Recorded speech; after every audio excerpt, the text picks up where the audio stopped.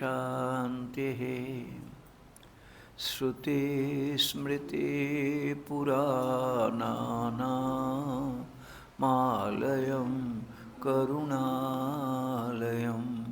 नमामि भगवत्पादं शङ्करं लोकशङ्करं शङ्करं शङ्कराचार्यं केशवं बादरायणं सूत्रभाष्य कृतौ वन्दे भगवन्तौ पुनः पुनः ईश्वरो गुरुरात्मेति मूर्तिभेदविभागिने व्योमवद्व्याप्तदेहाय दक्षिणामूर्तये नमः। ॐ शान्ति शान्तिः शान्तिः। यदज्ञानसमुद्भूतम् इन्द्रजालमिदं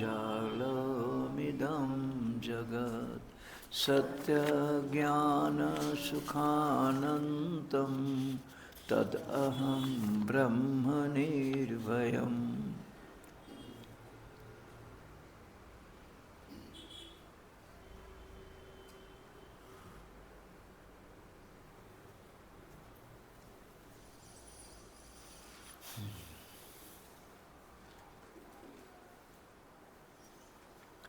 महर्षि व्यासदेव जी प्रणीत आस्तिक दर्शनों में जो अंतिम रचा गया है वो व्यासदेव जी का छह दर्शन व्यासदेव जी का रचा हुआ नहीं है, सब अलग अलग प्रवर्तक ऋषि हैं। तो उनमें जो वेदांत दर्शन है सबसे बाद में रचना किया गया है, इसलिए परिशोधित है। जितना अगले वादियों की सिद्धांतों में आत्मा तीन चीज़ को लेकर के दर्शन विचार करते, जीव जगत और जगदीश्वर, बस इसी का ही विचार करते हैं। जीव क्या वस्तु है, जगत क्या है और जगदीश्वर क्या है, कैसे नियम कैसे सब अभिन्न है, वो दिखाते वेदांत दर्शन है। तो वेदांत दर्शन की प्रथम अध्याय का नाम है समन्वय अध्याय। अभी हम लोग समन्वय अध्याय की तृतीय पाद पर है। तृतीय पाद में यहाँ पे अस्पष्ट ब्रह्मलिंग वाक्य को लेकर के विचार किया जा रहा है। तो लास्ट कौन अधिकरण चल रहा था? भूमा अधिकरण। भूम्या नहीं, भूमा अधिकरण। भूमा अधिकरण किस उपनिषद से आया हुआ है? छांदोग्य उपनिषद। कौन अध्याय? सप्तम अध्याय में। यहाँ पे नारद सनत कुमार संवाद है कि नारद ऋषि आके बोलते हैं कि हमने सुना आप जैसा महापुरुष से कि तरत शोकम आत्मविद, तो मैं तो शोक करता हूँ, मेरे को शोक का उस पार जाने का रास्ता बताइए। तो फिर आगे क्या होता है?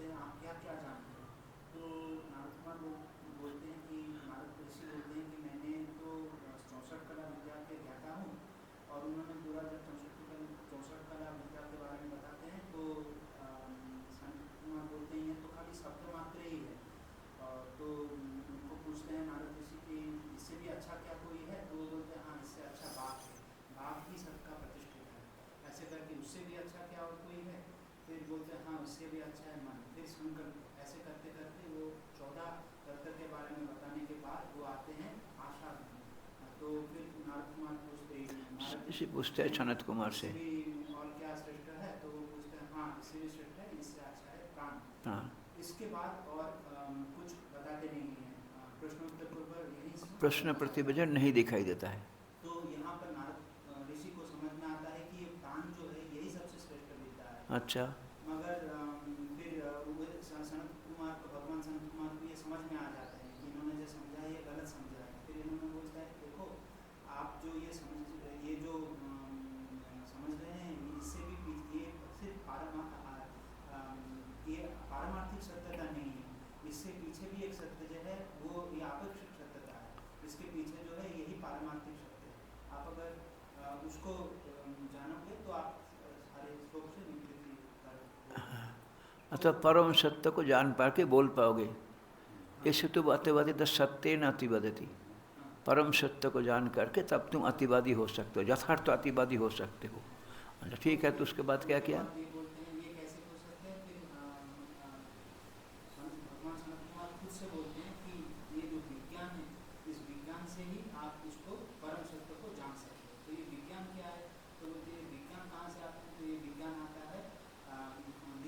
मनन, विज्ञान ही निधिध्यासन है, मनन करने से होता है। ये कैसे आता है? तो ये श्रवण से आता है। तो फिर श्रवण कैसे आता है? तो ये श्रद्धा से आता है। तो श्रद्धा कैसे आएगा? तो फिर बोलते निष्ठा से आएगा। तो फिर पूछते हैं निष्ठा कैसे आएंगे?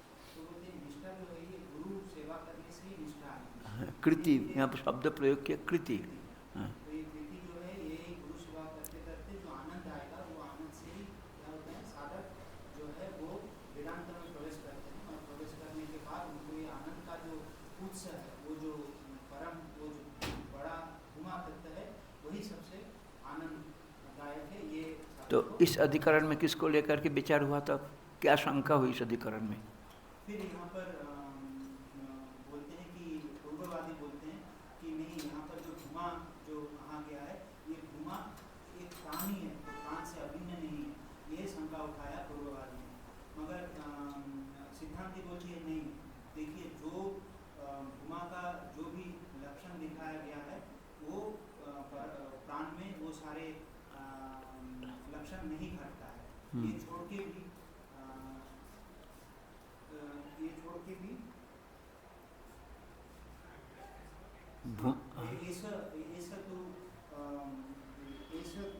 ऐसा तो अतिवदति जो सत्य न थे। यहाँ पर जो तू शब्द का जो व्यवहार हुआ है, वो तू शब्द जो है वो प्रकरण को विच्छेद करने वाले हैं। हाँ। तो इसलिए ये तू शब्द जो है वो प्राण से भिन्न ही कोई और कोई तत्व होगा, ये यही संभव अभिप्राय है। तो पूर्ववादी के कथन है भूमा मतलब प्राण, और सिद्धांति के कथन है भूमा मतलब आत्मा। तो सूत्रकार क्या बोला इस विषय में? फिर सूत्रकार ने बोला कि संप्रसादात अधि उपदेशात, संप्रसादात अधि उपदेशात। संप्रसाद से लक्षित है प्राण, क्योंकि जहाँ पे है सुषुप्ति अवस्था में कोई प्राण ही था। जो हमको सुख का अनुभव देता है, यही प्राण, उस सुषुप्ति अवस्था में सिर्फ प्राण क्रिया ही चलता है। हाँ। तो और ये प्राण के पीछे जो है वो परमात्मा, वही उसी के बारे में यहाँ पर उपदेश किया गया है। तो फिर वहाँ पर पूर्ववादी बोलते हैं नहीं ठीक, ये तो सही है कि वो परमात्मा ही है, मगर ये वो परमात्मा तो हो सकता है, मगर यहाँ पर जो भूमा है उसको प्राण ही होना चाहिए, उसका जो अर्थ है। फिर सिद्धांत बोलते हैं नहीं, देखिए वहाँ पर क्यों होना चाहिए? अपने पक्ष में क्या युक्ति दिया पूर्ववादी ने?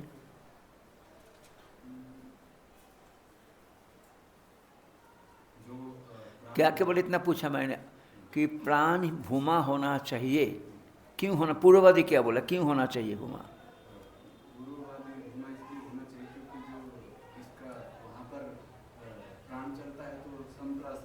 नहीं, प्रश्न प्रतिवचन की प्रवाह बंद हो गया था। जो प्रश्न का पूछ रहा था कि प्राण अस्ति भावो बाघ भूयो इति अस्ति और नामनो भूयो इति, अस्ति प्राणात भूयो अस्ति नाम, ऐसा करके बोलते प्राण के बाद ऐसा कोई प्रश्न प्रतिवचन की प्रभाव नहीं दिखाई पड़ रहा है, इसलिए ये प्राण ही होना चाहिए। पूर्ववादी का मेन लॉजिक यहीं पे है, मेन लॉजिक यहीं पे है, क्योंकि वो प्राण से भिन्न तत्व होता यदि वहाँ पे कोई प्रश्न के द्वारा, तब सिद्धांत बोले कि प्रश्न पूछने पर ही भिन्न तत्व होगा और प्रश्न नहीं पूछने पर भिन्न तत्व नहीं होगा, ये कोई निश्चय नहीं है। क्योंकि कितने बार गार्गी अथवा हमारा क्षेत्र ने कितने बार प्रश्न पूछा, परंतु भिन्न तत्व के बारे में नहीं है, वही तत्व भी है। और ये जो है और हमारा ये प्रश्न पूछा इंद्र भी आकर के, फिर भी एक ही तत्व के बारे में कहा, इसलिए ये नियामक नहीं है। अच्छा, दूसरी क्या है? पूर्ववादी अपने पक्ष में और क्या युक्ति दिया? प्राण की प्रकार लाके समाप्त करने के बाद उसके बाद जो है उसकी वर्णन किया गया है। अवान्तर प्रकरण प्राण का है, तो सिद्धांति पत्र बोलते हैं अवान्तर प्रकरण से महाप्रकरण बलवान होता है। और महाप्रकरण कैसे निर्णय किया? कि उपक्रम के द्वारा पे, उपक्रम में कि आत्मा तो रतिशकम आत्मभक्त बारे में प्रश्न किया गया, इसीलिए प्रश्न प्रतिवचन के माध्यम से यहाँ पे आत्मा के बारे में कथन होता है, ऐसा जानते हैं। तो पहला सूत्र, भूमा संप्रसादात अधि उपदेशात भूमा परमात्मा एवं भवितुम अर्हति कस्मात। संप्रसाद मतलब प्राण, संप्रसाद शब्द प्रयोग किया, उसके द्वारा लक्षित क्या हुआ? प्राण, उसके द्वारा लक्षित हुआ प्राण। ये भूमा संप्रसादात अधि मतलब इसके पीछे, इसके बाद में उपदेश होने के कारण भूमा परमात्मा ही होना चाहिए। सूत्र बंद कर दो, चिड़िया पकड़ रहे क्या?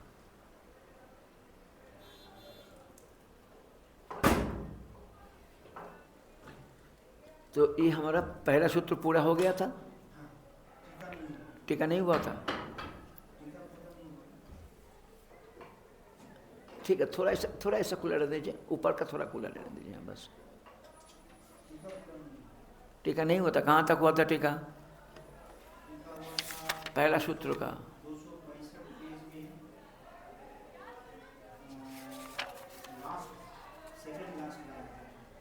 265 पेज में।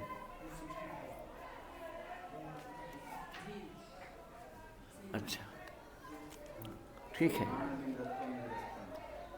एवं अतिवादितस्य ब्रह्म संबंध उक्त्या प्राणलिंगत्वम निरस्तम, ठीक है ना, यहाँ तक हुआ था। मतलब इस प्रकार से जो अतिवादित रूपी जो ब्रह्म का संबंध वो कथन करके जो प्राण संबंधित जो लिंग दिखाई दे रहा था, क्योंकि क्या लिंग था, इसके बाद और कोई प्रश्न और उत्तर प्रतिवचन प्रभाव बंद हो गया था, इसलिए ये खंडित हो जाता है। क्योंकि अवान्तर प्रकरण से महाप्रकरण बलवान होता है, महाप्रकरण बलवान होता है। जत्तु प्रश्न बिना उक्तत्व लिंगात भूमा, जो आपने कहा था कि प्रश्न के बिना जो कहा गया है इस लिंग से भूमा प्राण ही होना चाहिए, प्राण के बाद प्रश्न नहीं कहते। तन्न तस्य प्रयोजकत्वात्, मतलब वो भूमा ही होना चाहिए, प्रश्न नहीं किया इसलिए वो भूमा ही होना चाहिए, उसके लिए हेतु नहीं हो सकता। तन्न तस्य मतलब अप्रयोजकत्वात्, इस वो जो है मतलब प्रश्न प्रतिवचन की प्रवाह विषय अंतर के लिए हेतु नहीं बनता। कहीं पे कई प्रश्न पूछा किंतु विषय अंतर नहीं है, प्रश्न नहीं पूछा फिर भी विषय अंतर है, इति आहो। न च प्रश्न भाष्य में न च प्रश्न प्रतिवचन रूपा एव अर्थांतर विवक्षा भवितव्यम, प्रश्न वचन होने पर ही एक अर्थांतर होना चाहिए, विषयांतर होना चाहिए, ऐसा कोई जरूरी नहीं है। इति नियम, ऐसा कोई नियम नहीं है। अच्छा देखिए, प्रश्न भेदात अर्थ भेद इति न नियम एकस्य आत्मनो मैत्रेय बहुश पृष्ठता, प्रश्न भेद होने पर ही विषय भेद हो जाएगा, ऐसा कोई नियम नहीं है। क्योंकि एक ही आत्मा के बारे में प्रश्न करने के लिए मैत्री बहुत प्रकार से पूछा, मैत्री ने श्वेत के तो भी 9 बार अलग अलग प्रकार से पूछा। छांदोग्योपनिषद में 6ठ अध्याय में इसलिए जाए बहुश पृष्ठत्वा 13 नंबर टिप्पणी दिखाई दे रहा है, लास्ट लाइन में है, उसमें क्या बोलता है? बहुश पृष्ठत्वा तथा च प्रश्न भेद अपि अर्थ एक एव, प्रश्न भेद होने पर भी विषय एक, वो आत्मा का ही विषय प्रश्न था। प्रश्न नहीं होने पर ही विषय एक होगा, भिन्न होगा, ऐसा कोई जरूरी नहीं है। अच्छा, फिर बिना उक्त चतुर्वेदस्य प्रकृतिर एक वेद तद भिन्नत्व प्रदर्शनाच, विद्वान चिंतन दिखाना हमने तुमको दिखाया, चाहे बोले चाहे ना बोले, जो एक वेदी होता है और जो चतुर्वेदी होता है दोनों में भिन्नता होते हैं। चतुर्वेद की ज्ञाता भिन्न होता है, एक वेद की ज्ञाता भिन्न होता है। इसी प्रकार प्राणवेत्ता पुरुष भिन्न होता है और आत्मवेत्ता पुरुष भिन्न, उससे अधिक अच्छा होते हैं। इस अभिप्राय से बोल रहे हैं। तथा तत्र यथा चतुर्वेदत्वस्य प्रकृत असंबंधात् अर्थभेद एवं इह अपि इति स्फुटयति। तत्र इस विषय में यथा चतुर्वेदत्व मतलब चतुर्वेदत्व रूपी धर्म 9 नंबर में प्रश्न बिना इति शेष, अब जे प्रश्न किए बिना भी इसने अच्छा ये 4 एक वेद को जानता है, ये चारों वेद को जानता है, ये कोई अच्छा जानता है कि अधिक जानता है, ऐसा कोई नहीं पूछने पर भी यदि इतना कह देता है ये 4 व्यक्ति तो एक वेद की ज्ञाता है और ये चारों वेद की ज्ञाता है, प्रश्न पूछे चाहे ना पूछे विषय अंतर है। इस प्रकार से बोलता तथा अच्छा, क्योंकि आया था यहाँ पे बोला था चतुर्वेद तस्य 9 नंबर प्रश्न बिना एवं से प्रकृत संबंधत अर्थभेद एवं, क्योंकि जो 4 वेद का संबंध बोल रहे तो उसके साथ संबंध नहीं कर, अर्थभेद होता है। एवं यह भी ठीक इसी प्रकार यहाँ भी समझना चाहिए। स्फुटयति तत्र प्राणांतम अनुशासनम श्रुत्वा तुष्णीभूत नारदम स्वयमेव सनत कुमार व्युत्पादयति। जब प्राणांत सुन करके बाद जब प्रश्न पत्र जब बंद कर दिया तो सनत कुमार स्वयं उनको उठाते हैं। सत्यपदेन प्राण उक्ति इति अत आह, वहाँ पे जो पहला सत्य था उस सत्य के द्वारा प्राण को कहा गया। इसको बोलता है तत्र सत्यमिति परब्रह्म उच्यते परमार्थ रूपत। आपने बोला सत्य शब्द के द्वारा किसको बोलते हैं? प्राण को बोलता है। बोलता है श्रुति में देखो सत्य शब्द किसके लिए प्रयोग किया? ब्रह्म के लिए सत्य शब्द प्रयोग किया। ऐसे बोलते हैं कि सत्य पदेन प्राण उक्तिर इत्यतः, जो आपने कहा सत्य पद के द्वारा प्राण को कहा गया है, इसके उत्तर में कहता है सत्य पद के द्वारा परमात्मा को कहा जाता है। यहाँ पे प्रसिद्ध है सत्यम ज्ञानम अनंतम ब्रह्म इति च शुद्धंतरात्। अच्छा, फिर यहाँ पे जो है कि तथा बुत्पादिताय नारदाय सो अहम भगवत सत्येन अतिवदानी, भगवान मैं तो परम सत्य को ही बोलना चाहता हूँ। इति एवं प्रवृत्ताय, इस प्रकार प्रवृत्त हुए जो नारद, उसके लिए विज्ञानादि साधन परंपराया, क्या बोला था वहाँ पे? विशेष ज्ञान, मनन, श्रवण, श्रद्धा, निष्ठा, कृति, ये सब जो पहले बोला वहाँ पे परंपरा भूमानम उपदेश। इसलिए वहाँ पे जो है विज्ञान आदि, वहाँ पे जो आदि पद आया हुआ है उस आदि पद का विज्ञान मतलब हो गया निधिध्यासन, ठीक है। और आदि पदार्थ मनन, श्रद्धा, श्रवण, मन शुद्धि, निष्ठा, ये तद हेतुकम कर्माणि गृह्यते, ठीक है। ऐसा समझ वहाँ पे जो आदि पद के द्वारा क्या क्या लेना है? आदि पद से विज्ञान पद से निधिध्यासन और आदि पद से मनन, और मनन के बाद बोला पहले फिर इसको श्रद्धा चाहिए, मनन करने के लिए श्रद्धा चाहिए। फिर श्रवण आया, श्रवण करने के लिए क्या? अंतःकरण शुद्ध चाहिए, कृति चाहिए गुरु सेवा आदि के माध्यम से, निष्ठा चाहिए, तद हेतु कर्म, उसके लिए कर्म करते। इस प्रकार से वहाँ पे मन उपदेश किया गया है। इमानी अपि श्रवणादीनि ज्ञेयस्य सत्यत्व ब्रह्मत्ते लिंगन, ये जो श्रवण मनन निधिध्यासन ये भी ब्रह्मलिंगक है। प्राण के लिए श्रवण मनन निधिध्यासन नहीं बोला, प्राण के लिए क्या कहा? केवल उपासना। परंतु वो जिसको जानने के लिए, परम सत्य को जानने के लिए उपाय क्या दिखाया? श्रवण मनन निधिध्यासन, ये भी ब्रह्म विषयक लिंग प्रमाण है। इसलिए बोलता है इमानी अपि श्रवणादीनि, ये सब यहाँ पर लिंग दिखाया, निधिध्यासन, श्रवण मनन, श्रवण, फिर मन शुद्धि, निष्ठा, कर्म, ये सब जो है ब्रह्म विषयक लिंग है। श्रवणादीनि इति ज्ञेयस्य सत्यत्स, ज्ञेय रूपी जो सत्य ब्रह्म है ब्रह्मत्ते लिंगम, सत्य पद का तरह कहा। परंतु क्या होना चाहिए? प्राण की ब्रह्म, प्राण में आपेक्षिक सत्य है, ब्रह्म में निर्तिशय सत्य है। एवं श्रुति लिंगे प्राणस्य अवांतर प्रकरणम बाधित, इस प्रकार से श्रुति वाक्य द्वारा और लिंग प्रमाण के द्वारा, श्रुति के क्या देख, श्रुति कौन सा वाक्य है? सत्यम ज्ञानम अनंतम ब्रह्म। लिंग प्रमाण क्या हुआ? श्रवण मनन निधिध्यासन। इसके द्वारा ये प्राण नहीं हो सकता है, इन दोनों के माध्यम। एवं श्रुति लिंगे प्राणस्य अवांतर प्रकरणम बाधित, प्राण अवांतर प्रकरण है उसको बाधित करके प्रस्तुतम सत्यम ब्रह्म भूमपदो उक्त बहुत धर्मी इत्यर्थ। इसलिए प्रस्तुत जो सत्य पद है वो ब्रह्म को है होना चाहिए, जो भूमा पद के द्वारा, भूमा शब्द अर्थ क्या है? बहुर्भावे च भू, बहुत की बोधक है। यहाँ पे भूमा पद उक्त बहुत धर्मी, बहुत की धर्म जिसमें है उसको बोध कराता है। तत्र जत, हाँ कहाँ पे आ गई? हाँ, तत्र जत प्राणादि सत्यम वक्तव्यम प्रतिज्ञातम तद एव इह भूमा इति उच्यते। प्राण से ऊपर जिस परम सत्य के बारे में कथन करने का प्रतिज्ञा की है उसी को यहाँ पे भूमा शब्द के द्वारा कहा गया। इति समझ, इति गम्यते, मतलब ऐसा समझ में आता है। तस्मात् अस्ति प्राणाद अधिभुम्न उपदेश इत्यतो प्राणाद अन्न परमात्मा भुवा भवितुम अर्हति। इसलिए प्राण से भिन्न करके भूमा को दिखाया गया है, इसलिए प्राण से भिन्न करके परमात्मा ही हो सकता है, इसलिए परमात्मा को ही यहाँ पे भूमा शब्द के द्वारा कहा गया है। अच्छा, यहाँ पे भजित तत्र किंच सन्निहितात् अभी व्यवहितम शाकांक्षम बलीय। सन्निधान में पद क्या है? प्राण। और शाकांक्ष जो उपक्रम जिसके बारे में पूछा था, किसके बारे में पूछा था? आत्मा के बारे में पूछा था। इसीलिए जो शाकांक्ष जो प्रकरण है वो सन्निहित प्रकरण से बलवान होता है। इसलिए बोलता है किंच मोरभर सन्निहितात् अपि, सन्निधि में पढ़ा गया जो प्राण उससे भी व्यवहितम शाकांक्षम, व्यवहित जो प्रश्न तो उसके बारे में पूछा गया है, जब व्यवधान में पूछा गया था व्यवहित शाकांक्षम, जो व्यवहित वस्तु है जिसके बारे में आकांक्षा किया गया है वो बलवान होता है, वो बलवान होता है। उसको लेकर के बोलते हैं अर्थात सन्निहित है प्राण और व्यवहित लिंग यह है आत्मा। क्यों कोई पूछेगा था? आत्मा तरत शोकम आत्मविद। तो इसीलिए व्यवहित जो है वो बलवान होता है। इति न्याय न, क्योंकि शाकांक्ष है, पूछा था उसके बारे में पूछा था। शाकांक्षम व्यवहितम बलिह, जो आकांक्षा रखता है, जिसके बारे में प्रश्न पूछा गया है, वो यदि व्यवधान भी हो वो बलवान होता है। क्योंकि सन्निधि में रहने वाला जो शब्द वो तो समझाने के लिए बोला गया है। मुख्य एक है अवान्तर प्रकरण, एक हो गया महाप्रकरण। अवान्तर प्रकरण से महाप्रकरण बलवान होता है। इसे मतलब जिसके शाकांक्षा मतलब जिसके बारे में पूछा गया है, यही तो आकांक्षा है, वही महाप्रकरण है। उपक्रम भी वही है।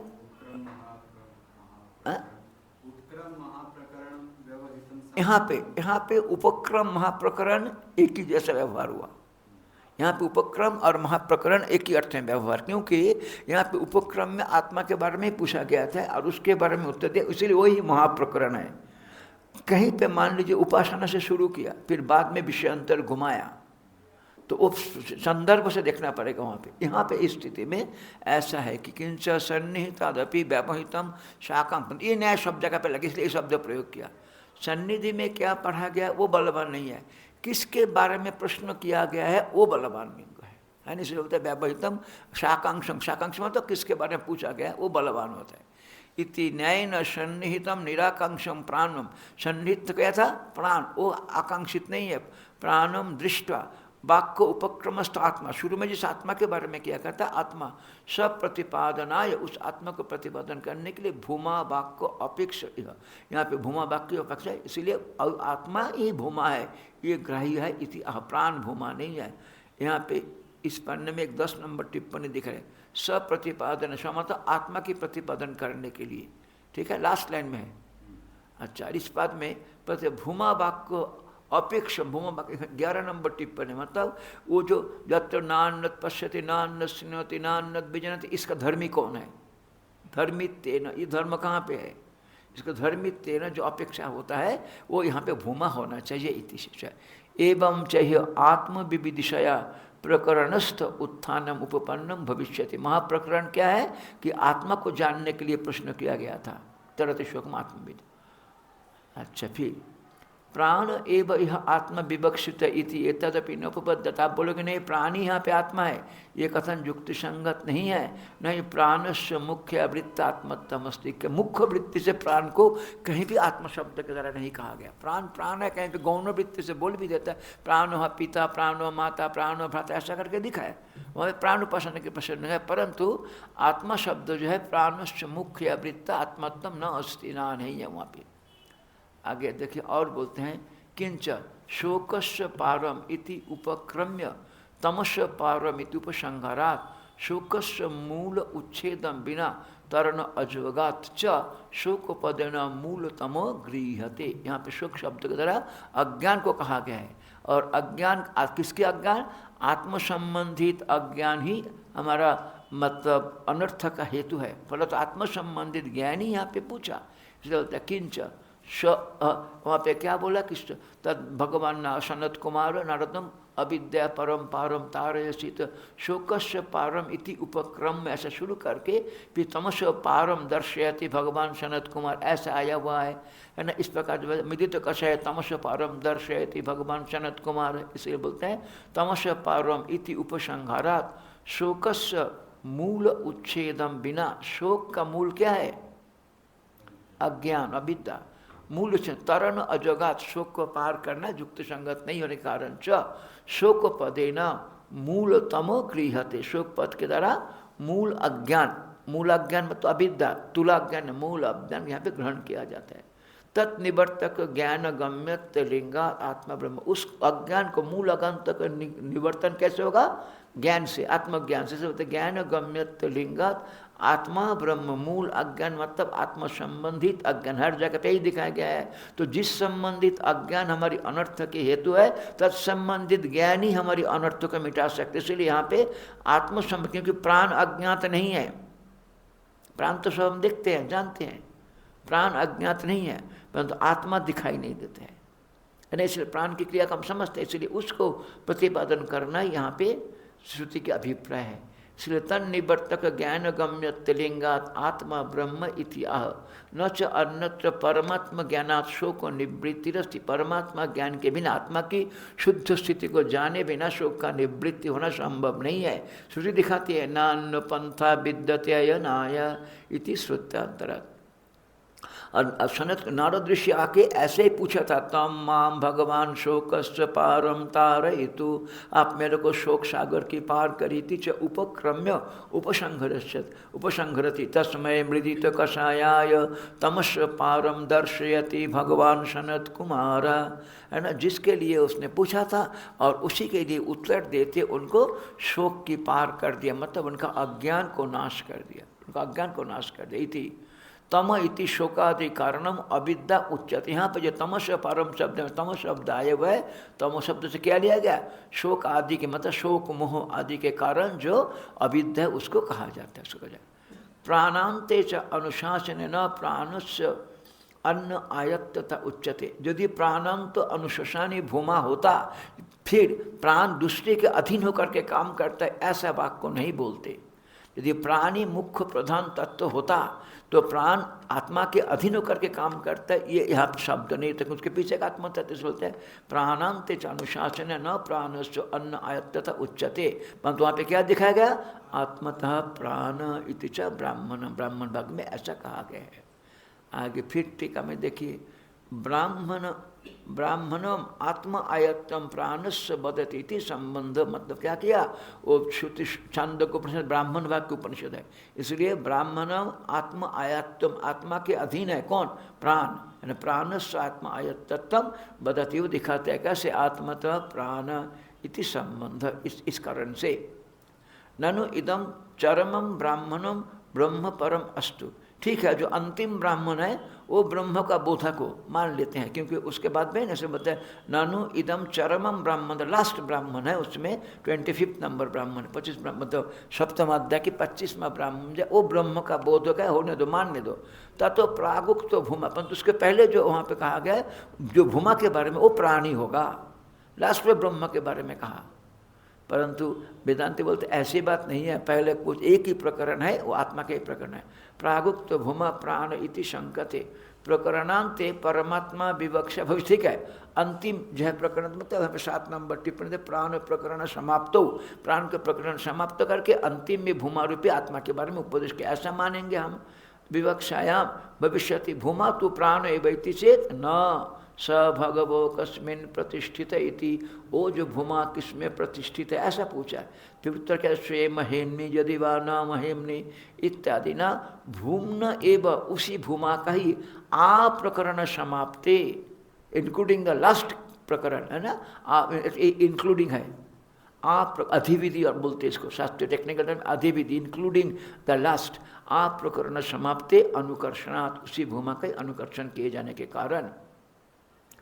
अच्छा, यहाँ पे न तत्शब्दे न भूम अनुकर्षणम मई वमिति चेत न इति न स भगव कस्मिन् प्रतिष्ठित। यहाँ पे भूमा को अंतिम में अनुकर्षण नहीं किया गया। यदि हम ऐसा कहें तो ऐसा आप नहीं कह सकते हैं, नहीं, ये जो न स भगव कस्मिन् प्रतिष्ठित, उसने पूछा स शब्द देखो, स भूमा कस्मिन 8 नंबर टी में किसमें प्रतिष्ठित रहते हैं? से महिमने, अपनी महिमा में प्रतिष्ठित है। इत्यादि ना भूम्न एवं, भूमा का आ प्रकरण समाप्त है, जब तक न प्रकरण समाप्त होता अंतिम ब्राह्मण तक उसी के बारे में वर्णन किया। अनुकर्षणात् वैपुलात्मिका च भूम रूपता, वैपुलात्मिका मतलब व्यापकता की जो रूप है अथवा पूर्णता की जो रूप है, उसी को भूमा शब्द के द्वारा कहा गया है।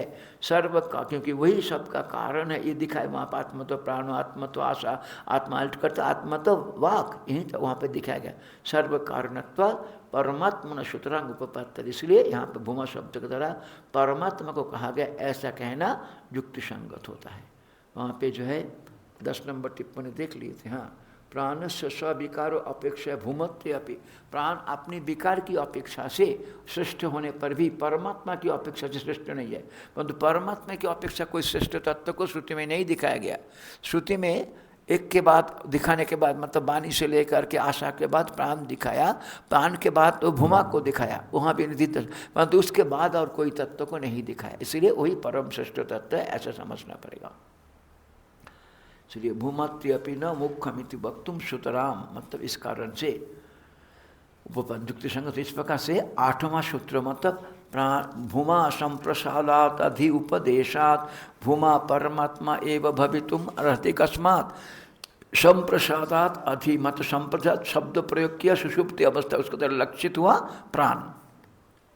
इसके आगे कथन करने के कारण अब जो है दूसरा सूत्र आ रहा है इसमें, इसी अधिकरण का दूसरा सूत्र, उसमें आगे जा कर के इसको क्या लक्षण दिया तो उसको दिखाते हैं। और ये लक्षण क्या प्राण में घटता है कि परमात्मा में घटता है, उसको लेकर के बोलते हैं कि धर्म उपपत्तिश्च, धर्म उपपत्तिश्च,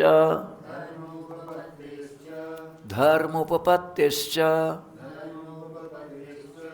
तो यहाँ पे दो पद है, धर्म उपपत्ति एक पद है और च दूसरा पद है ना। प्राण मुख्य वृत्त अनुपत्ति मह चकार से।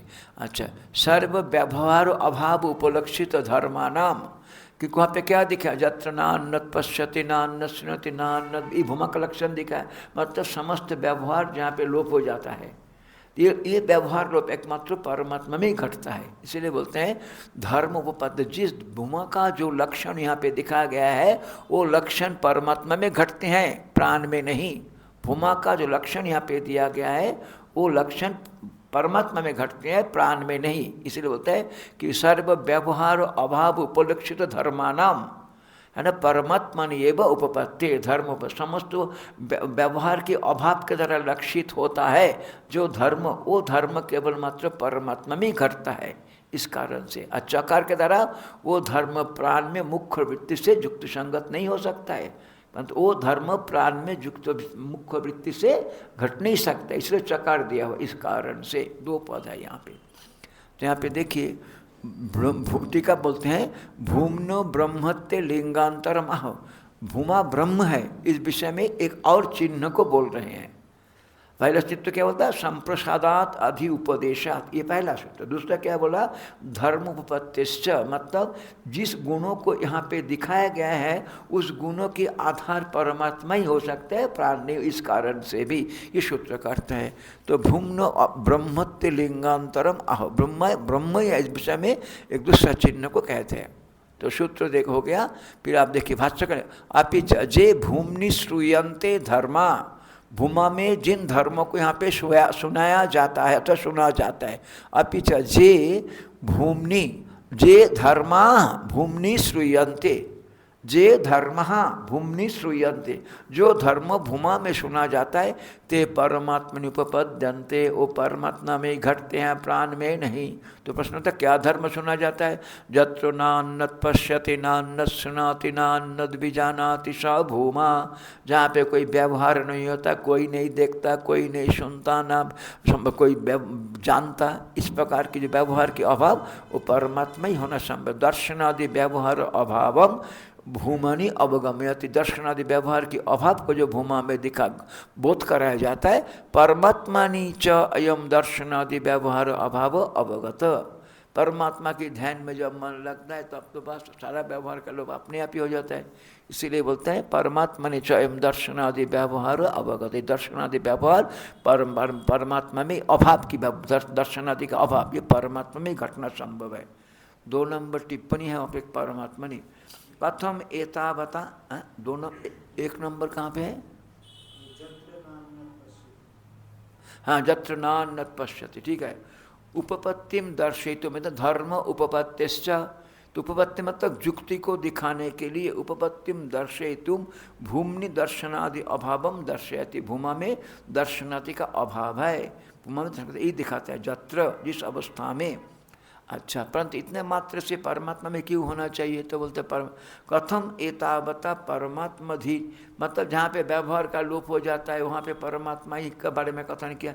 ये कैसे बुद्धि हमारे हो जाए, ये बुद्धि कैसे, तत्र आह परमात्मा नीति, क्योंकि भूमा की लक्षण एकमात्र परमात्मा में ही घटते। परमात्मा नीच अयम दर्शनादि व्यवहार अवगत, दर्शनादि व्यवहार के अवगत मतलब अभाव कब हो जाता है, जब मन भगवान में लगते हैं तब बाहरी व्यवहार सारा बंद हो जाता है। एमनी से भी हम देखते हैं। इसलिए अब फिर आगे भाष्य में देखिए, जत्र तु अस्य सर्वमात्मैवाभूत तत्केन कम पश्येत बिरना। तक में ऐसे ही बोला मैत्री को, जब सभी कुछ जिस समय उस आत्मवेत्ता पुरुष के लिए सब कुछ आत्मा ही हो जाता है, तो फिर कौन किसको देखेगा, कौन किससे किसको देखेगा, समस्त व्यवहार के लोप हो जाता है। जत्र तु अस्य सर्वम आत्मैवाभूत तत्केन कम पश्येत इत्यादि श्रुत्यांतर। इस प्रकार दूसरा श्रुति से भी ऐसे ही पता लगता है। हाँ,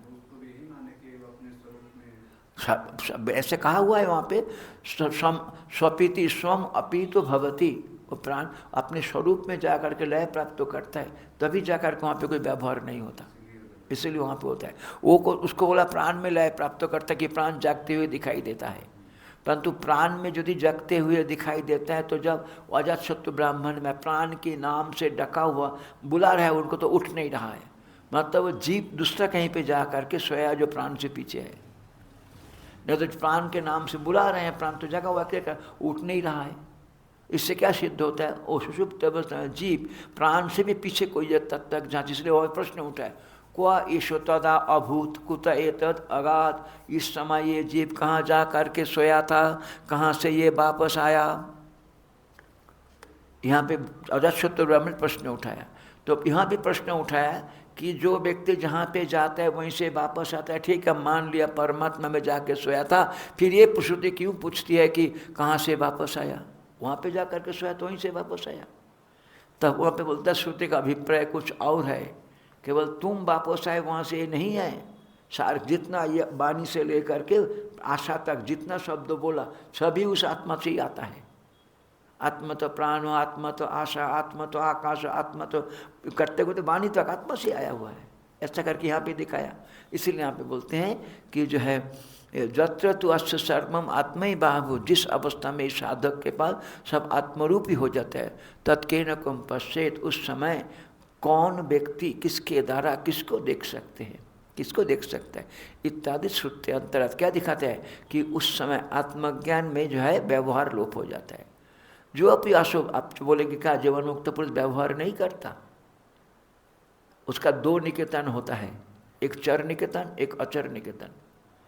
जो अपनी अचर निकेतन में रहता है तब वो व्यवहार नहीं करता, जब चर निकेतन में आता है, ये शरीर चर निकेतन है, जब शर्त क्योंकि उसका भूख प्यास आदि शरीर का है, उसके लिए व्यवहार दिखाई दे सकते हैं, तो इसमें कोई विरोध नहीं है। अगर ऐसा बोले तो कि ज्ञानी पुरुष वो हमेशा मैं शुद्ध आत्मा हूँ, अगर ऐसा बोला जाए कि जो ज्ञानी पुरुष होता है वो हमें इस भाव में है कि मैं सर्वदा शुद्ध चैतन्य हूँ, तो वो अपने स्वरूप में ही स्थित है।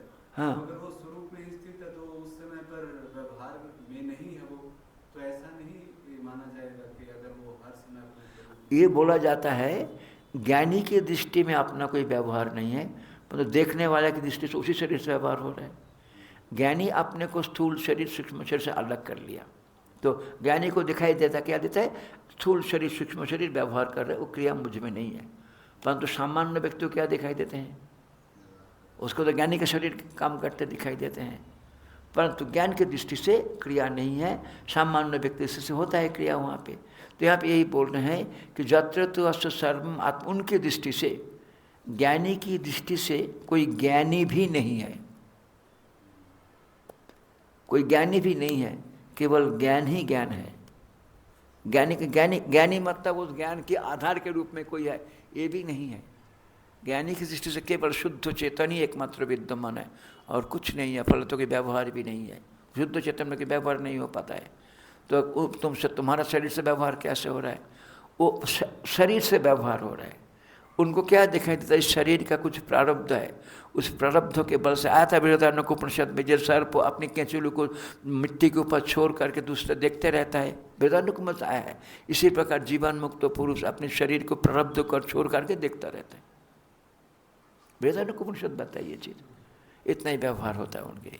इति जो अपि असो सुषुप्ति अवस्थायां दर्शनादि व्यवहार अभाव, सुषुप्ति अवस्था में जो दर्शनादि व्यवहार के अभाव होता है, वो भी क्या है, उस आत्मा के साथ एक होकर के सोता है, तभी जाके व्यवहार के अभाव होता है। ये नहीं कि प्राण की व्यवहार कारण अभाव, व्यवहार के अभाव हुआ। ये कहाँ पे बोला था, देखिए पेज 262 में, देखिए पेज 262 में तथा च सुदेज इत्यादि सर्वकरण व्यापार प्रत्यस्तम रूपा सुषुप्ति अवस्था मुक्ता प्राण अग्नय तस्मिन् पूर्व जागृति तस्यामेव अवस्थायाम पंचवृत्तिर प्राणस्य जागरण ब्रुवती प्राण प्रधानम चित्त दर्शयति।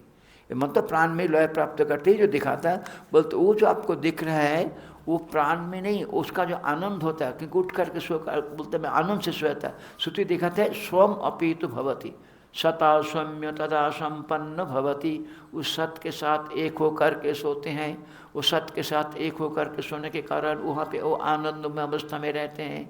जैसे उठते हैं तब आकर के फिर बोलते हैं मैं आनंद से सोया था, अभी फिर तादात्म्य कर लेते। इसलिए वो जो आनंद का अनुभूति है वो स्वरूप आनंद का ही अनुभूति है, परंतु अनुभूति क्या है, पॉलीपैक से घिरा हुआ है। जिस प्रकार मान लीजिए कि एक पॉलीथीन के पैकेट में आपने गर्म पानी भर दिया, गर्म पानी भरने के बाद आप उस पॉलीपैक को एक ठंडा बाल्टी में डाल दो, पॉलीपैक को ठंडा बाल्टी में डाल दो, तब क्या होगा कि वो समुद्र में भी डाल दो, परंतु पॉलीपैक के द्वारा लगा हुआ है, तो फलो तो क्या हो जाएगा, जितना फिर यदि आप खींचोगे तो वही पॉलीपैक आ जाएगा। क्या वह भिन्नता क्या हो जाएगा, वो जो गर्म पानी था वो गर्म पानी क्या हो जाएगा, समुद्र पानी के साथ एक ही टेम्परेचर में आ जाएगा।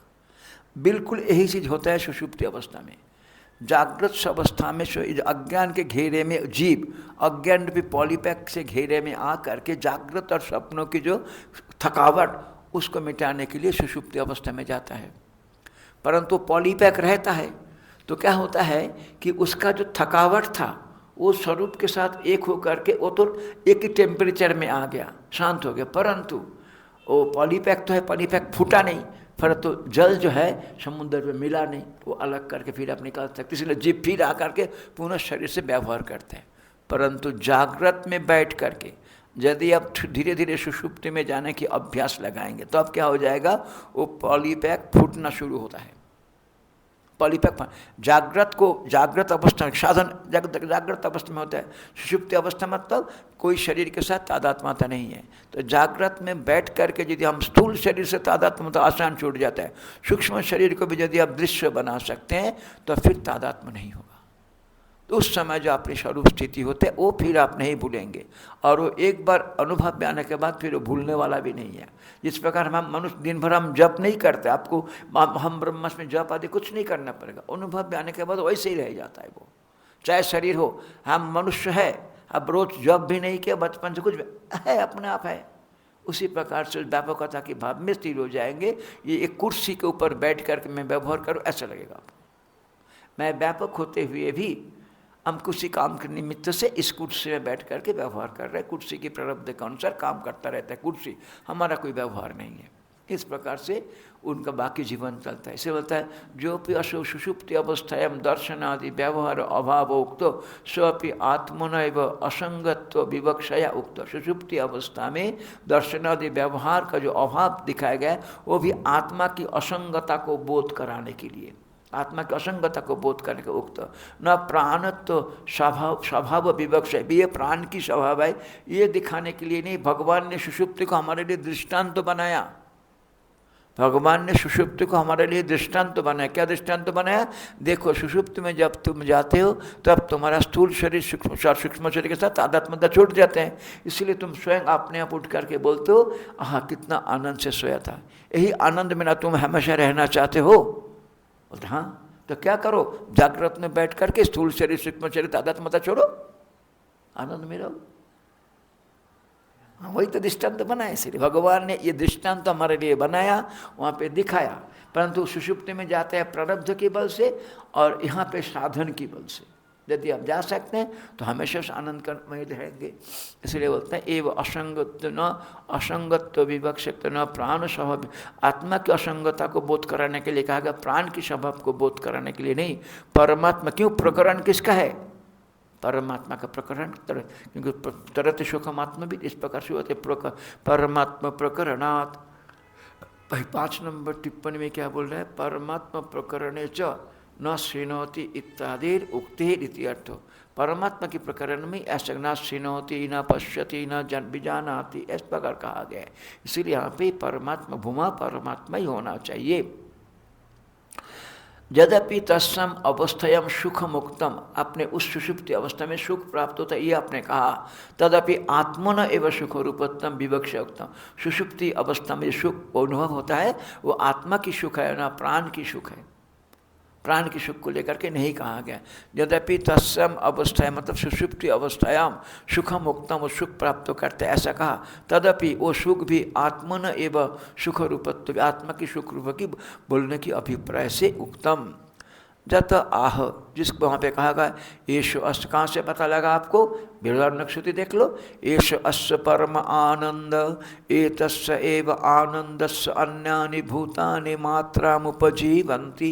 ये सुषुप्ति अवस्था में आकर के वो आनंद को अनुभव करते ही यही उसका परम आनंद है।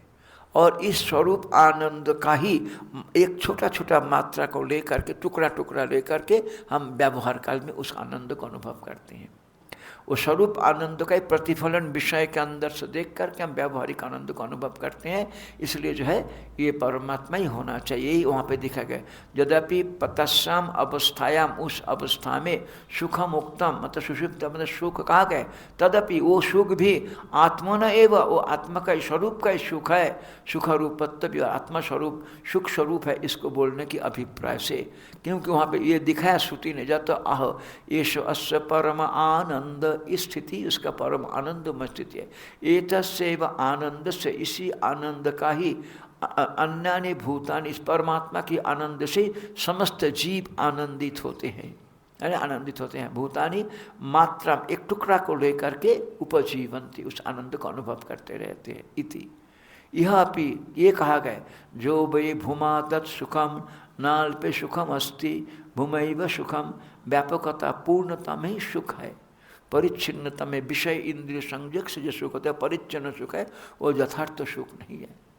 भगवान श्री कृष्ण भगवत गीता में 2 जगह पे ऐसा बोलते हैं, ये जद अग्रे विषम इव परिणामे अमृतोपमम तत्सुखम सात्विकम प्रोक्तम आत्मबुद्धि प्रसादजम। विषय इंद्रिय संयोगा जद अग्रे अमृतोपमम परिणामे विषम इव तत् राजसम उदाहरितम। ये 18 अध्याय में बोला, मतलब सात्विक सुख और राजसिक सुख को भिन्नता को देखा है। जो स्वरूप सुख होता है वो सात्विक सुख होता है, विषय इंद्रिय संयोग से सुख होता है राजसिक सुख होता है। और जही संस्पर्श जा भोगा दुख जन एवते अदंत बंतो कौनते और नाते शूनमते विधाय।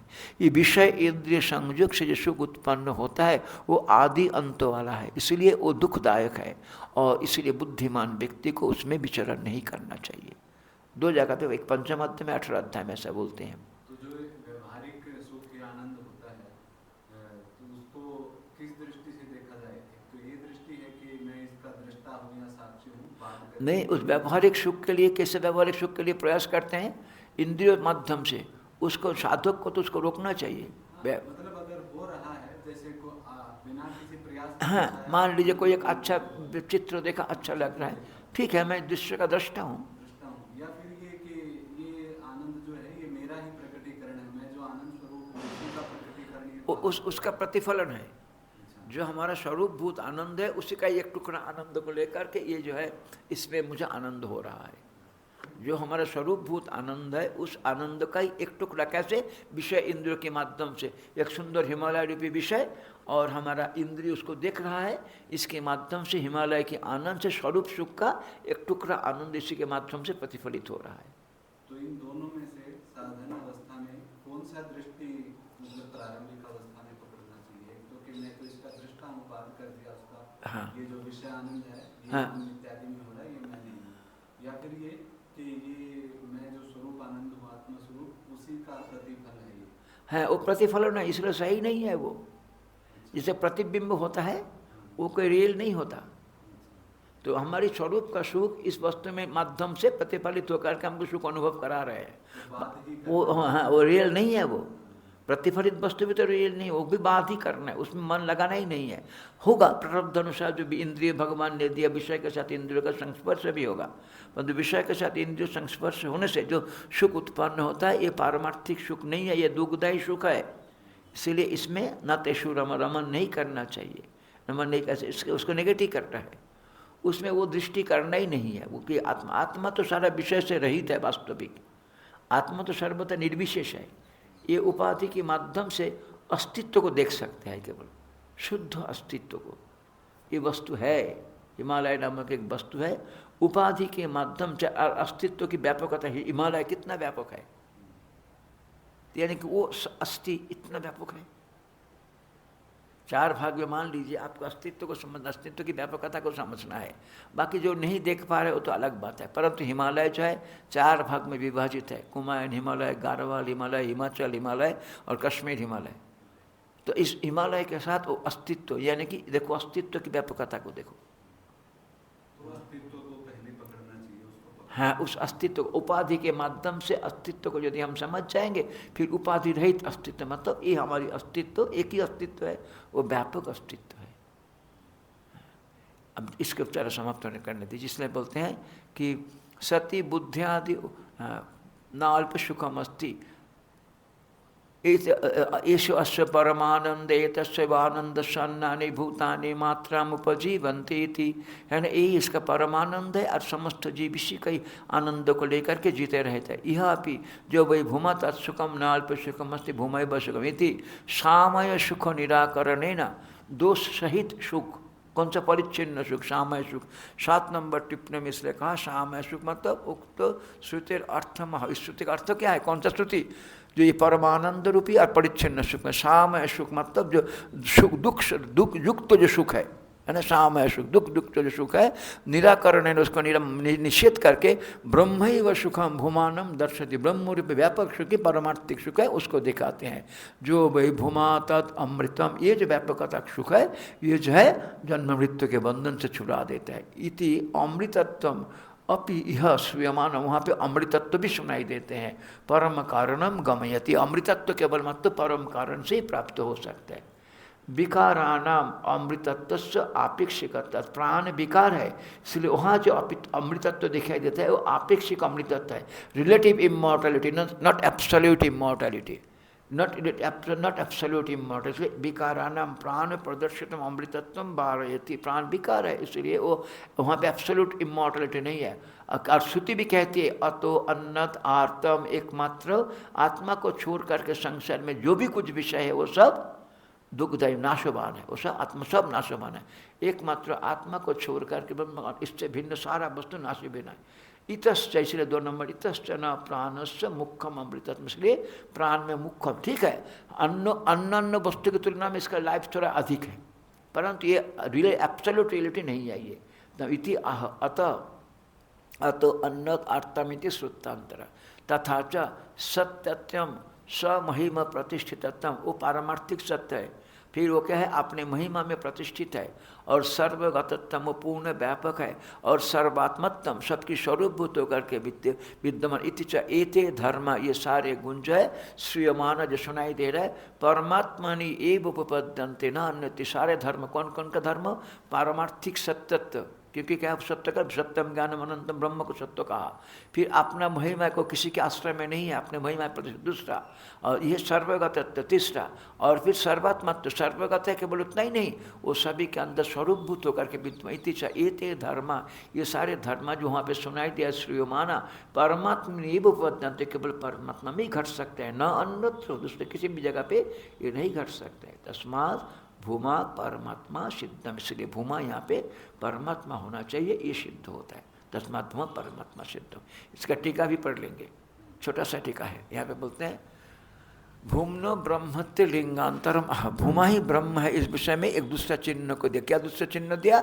जिन जिन धर्मों का यहाँ पे कथन किया गया है, जिस लक्षण के द्वारा भूमा को लक्षित किया गया है, वो लक्षण परमात्मा में घटता है। जिन लक्षणों के द्वारा भूमा को लक्षित किया गया है, वो लक्षण केवल मात्र परमात्मा में घटता है। इसलिए यहाँ पे भूमा परमात्मा ही होना चाहिए, परमात्मा ही होना चाहिए। सूत्र सूत्रम बोला यहाँ पे, सूत्रम धर्म उपपत्तिश्च जद उक्तम भूम्न लक्षणम सुखत्वम अमृतत्वम च प्राणेशु जोज्जम, ये जो आपने कहा था, जो भूमा के लक्षण दिखा है, भूमा सुख रूप है, वो अमृतत्व है च, वो प्राण में भी घट जाता है थी, तद अनुद्ध, उसका अनुवाद करके उसको विघटन करते हैं। अनुद्ध मतलब उसको दोबारा बोल करके उसको निषेध करते हैं। क्या निषेध करते हैं? जो आपको प्राण में अमृतत्व तो सुखत्व दिखाई दे रहे हैं वो आपेक्षिक है, निरपेक्ष नहीं है। निरपेक्ष सुख, निरपेक्ष अमृतत्व नहीं है। इसलिए पे बोलते हैं जद उक्तम भूमनो लक्षणम, 9 नंबर टिप्पणी में लक्षणम जत्र नान्नत पश्यति इत्यादि श्रुति युक्तम दर्शनादि व्यवहार अभावात्मक,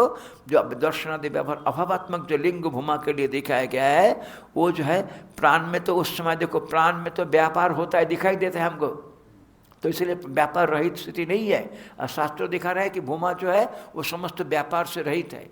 इसीलिए आप बोलते हैं जद उक्तम भूमनो लक्षणम सुखत्तम अमृतत्वम च प्राणेषु जोज्जमित अनुद्ध, उसको अनुवाद करके विघटयति, जो अपि असौ सुषुप्त अवस्थायाम दर्शन, ये जो तुमने दिखाया था वो सारा जो है परमात्मा को लक्ष्य करके ही दिखाया गया है। जो सुषुप्त अवस्था में कोई व्यवहार नहीं होता, वो परमात्मा के कारण ही सुषुप्त अवस्था में जो सुख होता है वो आत्मा के साथ एक होकर के सोने के कारण ही ये सुख होता है, ये प्राण के लिए नहीं आई थी। जो अपि असौ यहाँ पे दिखाया गया। फिर आगे सती बुद्धियादि उपाधो आत्मनो दृष्टित्वादि, जब बुद्धियादि उपाधि के साथ मिलकर के आत्मा को देखोगे तो आत्मा दृष्टा, श्रोता, मनता, विज्ञाता, प्रमाता रूप में कहा जाता है। ठीक है। सती बुद्धियादि उपाधो, सती शब्द मतलब बुद्धियादि उपाधि के साथ तादात्म्य होने पर आत्मनो दृष्टित्वादि व्यवहार, आत्मा में दृष्टित्वादि व्यवहार होता है। तद अभावे मतलब उपाधि के साथ तादात्म्यता की अभावे, कहाँ पे होता है? सुषुप्ति अवस्था में। तद अभावे मतलब उपाधि के साथ तादात्म्यता की अभाव में, इसलिए 10 नंबर बुद्धि आदि उपाधि अभावे, तादात्म्यता की अभाव में, उपाधि का अभाव नहीं, उपाधि के साथ तादात्म्यता की अभाव, अभिप्राय लेना पड़ेगा। ठीक है ना। क्या बुद्धि कहीं चला जाता है क्या? वो वहीं रहता है, तादात्म्यता की छूट जाती है। इसलिए बोलता अभावे सुषुप्त, सुषुप्त तत् अभाव मतलब आत्मा में दृष्टित्व, श्रोतृत्व, ये सब जो व्यवहार दिखाई पड़े, व्यवहार के अभाव। उपाधि के साथ तादात्म्य छूट जाता है तो व्यवहार के अभाव होता है, उपाधि के साथ तादात्म्य करके व्यवहार होता है। इसी प्रकार से जीवन मुक्त पुरुष भी इसी प्रकार से व्यवहार शरीर में होने पर भी तादात्म्यता नहीं रहने के कारण उनके मन में दृष्टि में कोई क्रिया होता ही नहीं है। कुछ क्रिया मैं करते नहीं, व किंचित करो में इति युक्त मन नहीं तो तत्वविद, उनका मन में ही रहता है मैं तो कुछ करता ही नहीं हूँ। प्रश्नोपनिषद में भी ऐसे ही दिखाया है, इति असंगत्व ज्ञापनार्थम, इस प्रकार असंगता को दिखाने के लिए, आत्मा की असंगता को दिखाने के लिए प्रश्नोपनिषद में न शृणोति न पश्यति, इस अवस्था में आकर के सुनता नहीं है, वो देखता नहीं है ना। प्रश्न महत्व पे कौन जागता है, आएगा आपके पास, कौन जागता है कौन सोता है, इस प्रकार चतुर्थ प्रश्न में आएगा ये। अच्छा, इति परमात्मानम प्रयोग प्रकृत उक्त, इस प्रकार परमात्मा को वहाँ पे ला करके दिखाया गया है कि उस परमात्मा के साथ एक होने के कारण ही वहाँ पे सब व्यवहार का लोप हो जाता है। अब यहाँ भी देखना, जैसे हम लोग ध्यान करते हैं, एक समय होता है कि ध्यान क्रिया हो रहा है, वो क्रिया है, परंतु जिस समय ध्येय वस्तु में मन स्थिर हो जाता है ध्यान क्रिया बंद हो जाता है। जब अन्य जगह इस जगह पे, क्योंकि सुषुप्ति में आपको क्या दिखा है, वहाँ पे व्यवहार लोप हो जाता है। तो अब जागृत काल में सुषुप्त में जाओ, तब आप जागृत काल में सुषुप्त में कैसे जाओगे? जब आप ध्यान में बैठते हो जागृत काल में, तो जागृत काल में बैठ करके धीरे धीरे स्थूल शरीर के साथ तादात्म्यता छूटा, सूक्ष्म शरीर के साथ तादात्म्यता छूटा, अब केवल ध्यान प्रोसेस एक चल रहा है, धीरे धीरे वो प्रोसेस बंद हो जाएगा, केवल ध्येय वस्तु रह जाता है, ध्यान क्रिया भी चला जाता है ना। इसलिए यहाँ पे बोला सारा क्रिया बंद हो जाता है। ये आप अनुभव कर सकते हैं। जो शब्द श्रुति ने बोला, एक भी ऐसा शब्द नहीं कहा कि जो हम अनुभव नहीं कर सकते। इस प्रकार से जागृत अवस्था में सुषुप्ति में जाने का अभ्यास कैसे होता है? यदि हम धीरे धीरे थोड़ा सा ध्यान भजन ध्यान में मन को लगाते हैं तब उसमें से अनुभव हो जाता है। यह अपि और बाकी यदि वो देखने का अभ्यास करते सब में परमात्मा ही, उससे भिन्न को सर्वम खलु इदं ब्रह्म, उपासना के माध्यम से परमात्मा हमेशा ही नजर में आता है। इति परमात्मनम प्रकृत उक्तम तथा तत्रैव आत्मन सुखत्तम उक्तम न परंतु, उस सुषुप्त अवस्था में, इसलिए सुषुप्त अवस्था में सुख कहा गया है वो आत्मा का ही सुख कहा गया है, वो प्राण का सुख नहीं है, प्राण का सुख नहीं है। इसलिए न प्राणस्य जत सूत्रांतरम आत्मन एव सुखत्तम आह, क्योंकि दूसरा श्रुति में आत्मा में सुखत्व धर्म आत्मा में है ऐसा दिखाया गया है। दूसरा श्रुति में सुखत्व धर्म प्राण में नहीं है, आत्मा में, ये दिखाया गया। बृहदारण्यक श्रुति को लेकर के बोला ईश्वास्य परमानंद एतस्यैव आनंद सन्नानि भूतानि मात्रा उपजीवन्ति। अच्छा, यहाँ पे अगर आपको समझ में नहीं आता है, तैत्तिरीय उपनिषद में आ जाओ।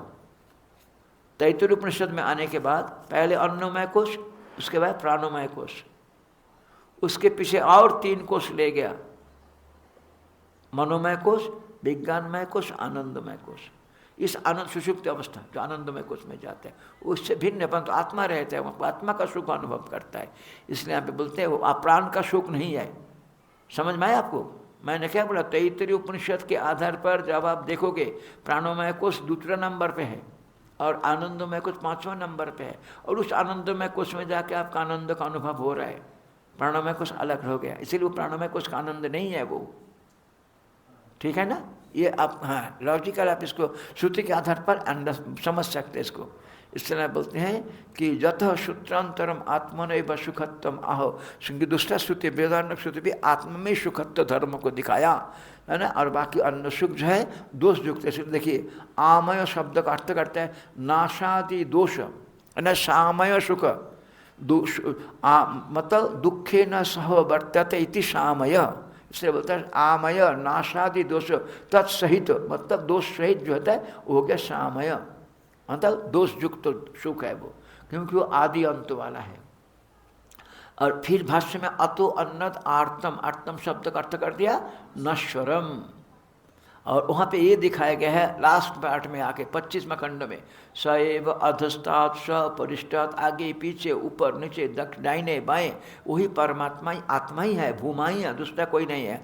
आत्म शब्द के द्वारा, अहम शब्द के द्वारा, भूमा शब्द के द्वारा, 3 रूप में कहा, भूमा शब्द के द्वारा, आत्म शब्द के द्वारा, अहम शब्द के द्वारा।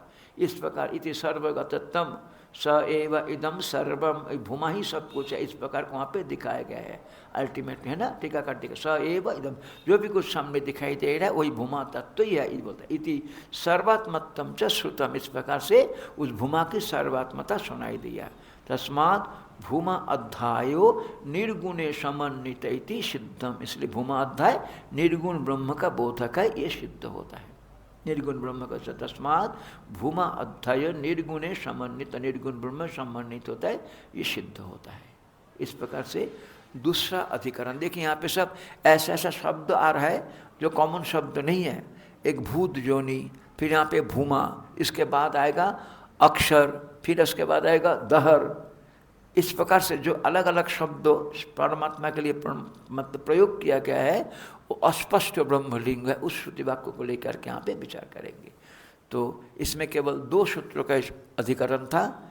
पहला सूत्र क्या था, भूमा संप्रसादात अधि उपदेशात, और दूसरा क्या है धर्म उपपत्तिश्च, जो धर्म को यहाँ पे कहा गया है वो परमात्मा में ही युक्ति संगत होने के कारण भूमा यहाँ पे परमात्मा होना चाहिए। ठीक है, आज यहाँ पे रखते हैं और फिर जा करके आगे देखें, कल देखेंगे। परंतु एक एक अधिकरण करके जो है छोटा छोटा अधिकरण है, देख 2 दिन में पूरा करने की कोशिश करते हैं। ओ बोलिए।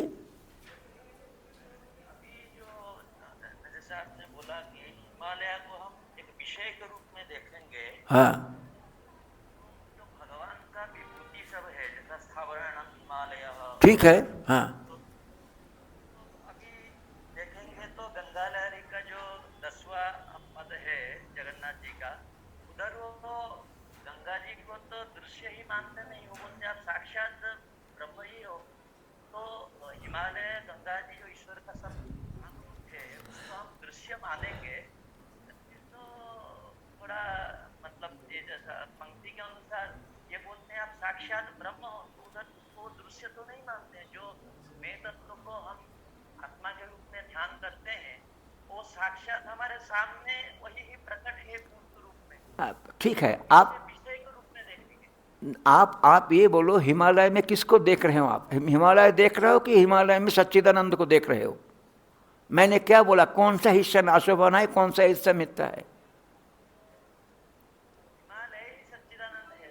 यदि सच्चिदानंद दृष्टि है वो नाश्य नहीं, सत्य की। इसीलिए तो मैं बोला कि सत्य का देखो व्याप्ति कैसे, किस लिए मैं ये दृष्टांत तो दिया था, सत्य की व्यापकता को समझने के लिए हिमालय है, तो हिमालय की व्यापकता को देखो, तो उसमें तो अब आपको समझ में आ जाए कि है कि व्याप्ति कहाँ तक है। स्वयं भगवान भी अपने आप ही बोलते हैं नाम रूप को लेकर के वेदांती कभी भी जगत मिथ्यात्व जो आप बोलते हैं उसमें नाम रूप में मिथ्यात्व कहा गया, उसकी सत्ता में नहीं। त्रिषु अपि कालेषु जगत सत्यम व्यभिचरति, हम सत्ता को कभी भी मिथ्या नहीं बोलते हैं, सच्चिदानंद को कभी भी मिथ्या नहीं बोलते हैं। जो सत्य की अभिव्यक्ति हो रहा है अस्तित्व की, वो नाम रूप के माध्यम से हो रहा है, और नाम रूप में निरंतर परिवर्तन हो रहा है। जो हिमालय को आप इस समय देख रहे हो प्रत्येक क्षण में, इसलिए उसमें मिथ्यात्व है। मिथ्यात्व नाम रूप में है, सच्चिदानंद में मिथ्यात्व नहीं है। मैं वो दृष्टांत तो दिया था सत्य की व्यापकता को समझने के लिए। देखो एक उपाधि को लेकर के देखो, उसमें देखो कि सत्य की व्यापकता कैसे समझ सकते हैं आप। एक ही वस्तु में सत्य की व्यापकता, समुद्र में देख लो, समुद्र है, सारा संसार के चारों तरफ घेरा हुआ है, तो एक ही है ना, एक समुद्र है, तो एक समुद्र में है कि व्यापकता को देख लो। इसलिए हम दृष्टांत तो दिया था। परंतु आज तक किसी ग्रंथ में किसी महापुरुष ने नाम रूप सत्य है ये कोई नहीं कहा। चाहे भगवान जब बोल रहे हैं कि सावरानाम हिमालय स्रोतसमस्मि जाह्नवी, मतलब क्या है, इस स्थान में तुम हमारी दिव्य विभूति को अनुभव कर सकते हो। इसलिए वहाँ पे जो आपका वो अध्याय का नाम है विभूति योग। अर्जुन ने पूछा केशु केशु च भावेषु चिंतोषि भगवान माया, भगवान किस किस भाव में आप चिंतनीय हो, किस किस वस्तु में चिंतनीय हो। भगवान एक एक करके विशेष वस्तु को नाम दिखाने के बाद अपने आप कहते हैं अर्जुन तुम कहाँ तक कहूँ, जद जद विभूति मत्सत्य श्रीमतुर्जित तमेव तदेव अवगच्छ मम तेज अंश संभवम। सभी मेरा तेज अंश से हुआ है, परंतु फिर भी हम उपासना करने के लिए, साधन करने के लिए कोई एक अवलंबन को लेकर के भगवान के चिंतन करते हैं तो मन उसमें स्थिर होता है। इस अभिज्ञा अर्जुन को प्रश्न केशु केशु च भावेषु चिंतोषि भगवान माया, आप किस किस भाव में आप हमारे लिए चिंतनीय हो। जब ये प्रश्न पूछा तब भगवान आदित्य नाम अहम विष्णु ज्योतिषाम रविरंशुमान, मतलब क्या है कि द्वादश आदित्य में केवल विष्णु मैं हूँ, बाकी आदित्य मैं नहीं हूँ। ये भगवान कहना चाहते हैं क्या? ये नहीं कहना चाहते हैं। भगवान तो सभी रूप है। भगवान इतना कहना चाहते हैं उसमें जो विशेष अभिव्यक्ति है उसके अंदर चिंतन करोगे तो अभिव्यक्ति जल्दी हो। स्वामी जी, तो विशेष अभिव्यक्ति हिमालय में हो रहा है। अभी हम क्लिप को देखेंगे, क्लिप भी एक विषय है, पर क्लिप को देख के मन की स्थिति नहीं हो सकता, नहीं हो सकता है। तभी तो बोला कि हिमालय में गंगा जी में मेरा दृष्टि करो, तभी तो बोला सभी में नहीं। जब अर्जुन ने पूछा विशेष किस अवलंबन को लेकर के मैं आपको सोच सकता हूँ, तब भगवान ने एक एक करके दिखाया। फिर केवल बोलता है जहाँ कहीं भी आपको श्री अथवा ऊर्जी अथवा कोई विशेषता दिखाई दे वही मैं ही हूँ, ये किस प्रकार से समझो। जहाँ कहीं भी किसी उपाधि में आपको विशेषता कुछ दिखाई दे रहा है वो विशेषता आप मेरा ही समझो, वो विशेषता मेरा ही समझो। ऐसा करके भगवान अंतिम में कहते हैं। तो इसलिए हम ये नहीं कहना था कि नाम रूप वेदांती कभी भी क्या है जगत को मिथ्या बोलते हैं केवल नाम रूप अंश में, उसकी सत्ता को लेकर के कभी नहीं बोला। उपासना के लिए हम इसी को अवलंबन लेकर के ही करते हैं, उपासना को लिए हम इसी को अवलंबन लेके ही करते हैं। मान लीजिए शालिग्राम शिला विष्णु मान के, क्या वहाँ पे हमारा विष्णु देव है और विष्णु भगवान विष्णु ही फल देते हैं। वो प्रत्येक उपासना में प्रकृति अवलंबन करके भगवान की चिंतन करना ही अभिष्ट है। और इस हिसाब से सर्वम वेदांत सर्वम खलु इदम बोलते हैं। परंतु सर्वम खलु इदम बोलने से आप जब ज्ञान भाग में जाएंगे तब क्या होगा, सर्व को बाधित करके ब्रह्म प्रतिष्ठित होते हैं। उपासना में जो सर्व है वही ब्रह्म है, परंतु ज्ञान में आकर के सर्व बाधित होकर के ब्रह्म दर्शन करते हैं। इसीलिए किस प्रकरण में ये वाक्य आया है, किस उद्देश्य से बोला जा रहा है, उस अभिप्राय से जब हम उपासना करेंगे निश्चित ही भगवान की रूप है।